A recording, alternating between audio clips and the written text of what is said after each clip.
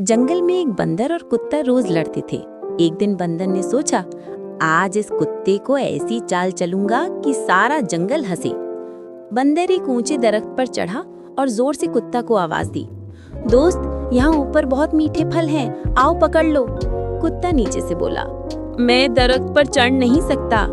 बंदर हंसा, तो फिर नीचे ही खड़े रहो और फल का इंतजार करो।